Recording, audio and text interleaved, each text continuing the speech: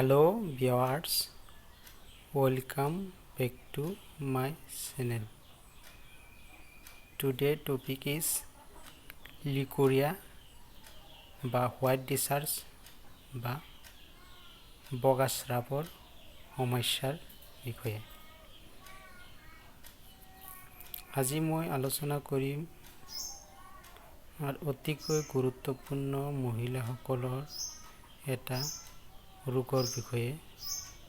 ভিডিঅ'টো আৰম্ভ কৰাৰ আগতে আপোনালোকক কওঁ যে যিসকলে মোৰ ভিডিঅ'টো চাই আছে তেওঁলোকে মোৰ চেনেলটো সাবস্ক্ৰাইব কৰক আৰু কাষতে থকা বেল আইকনটো দবাই দিয়ক যাতে মোৰ নতুন ভিডিঅ'বোৰ চাব পাৰে।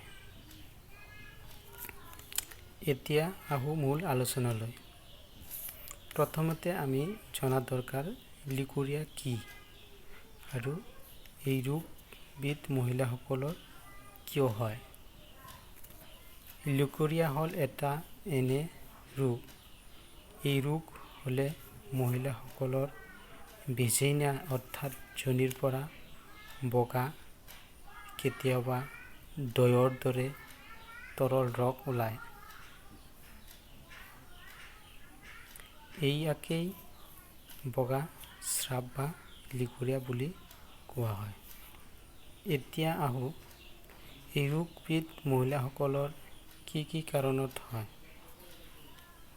এই ৰোগবিধ মহিলাসকলৰ বহুতো কাৰণত হ'ব পাৰে।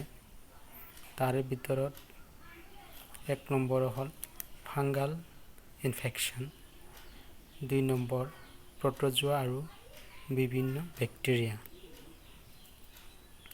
যিসকল মহিলাই শাৰীৰিক চাফ-চিকুণ আৰু অপুষ্টিকৰ কাৰণত দুৰ্বল হৈ পৰে সেইসকল মহিলাৰ সাধাৰণতে এই ৰোগবিধ বেছিকৈ হয়।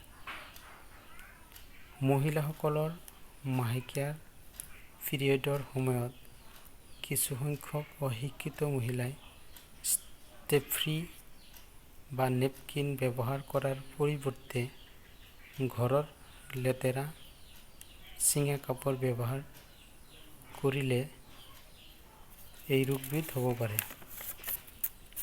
কাৰণ এই লেতেৰা কাপোৰবোৰত বিভিন্ন ধৰণৰ বীজাণু আৰু বেক্টেৰিয়া থাকিব পাৰে। এইবোৰে যোনিৰ ভিতৰলৈ গৈ সংক্ৰমণ কৰে, যাৰ ফলত এই ভেজিনাৰ পৰা বগা তৰল পদাৰ্থবোৰ ওলাই আহে। গতিকে মেন্স বা মাহেকীয়াৰ সময়ত চাফ-চিকুণ নেপকিন বা ষ্টেপ-ফ্ৰী ব্যৱহাৰ কৰিব লাগে যাতে এইবিধ ৰোগ আমাৰ নহয়। এই ৰোগ হ'লে মহিলাসকলৰ বিভিন্ন ধৰণৰ সমস্যা হোৱা দেখা যায়। যেনে হাত ভৰি তলাত জ্বালা-পোৰা কৰা, তেওঁলোকৰ মাইণ্ডটো সদায় অসুস্থ থাকে, যাৰ বাবে কিবা কাম-কাজ কৰিবলৈ মন নাযায়, অলপ কথাতেই খং কৰিব বিচাৰে, শৰীৰ দিনে দিনে বেছিকৈ ক্ষীণাই যাবলৈ ধৰে, দেখাত একেবাৰে বেয়া হয়, যাৰ ফলত শৰীৰ একেবাৰে দুৰ্বল হৈ পৰে। যিসকল মহিলাই এই ৰোগত ভুগি আছে তাৰ বাবে মই এটা ঔষধ দেখালোঁ। এই ঔষধটো হ'ল অশোকা চিৰাপ। এই চিৰাপটো ব্যৱহাৰ কৰিলে তেওঁলোকৰ লিকুৰিয়াৰ দৰে সমস্যাবোৰ বহুত গুণে কমি যাব। এইটো এটা আয়ুৰ্বেদিক প্ৰডাক্ট। ইয়াৰ দাম 90 টকা আৰু এইটো দেৱ ফাৰ্মাচীৰ দ্বাৰা তৈয়াৰী।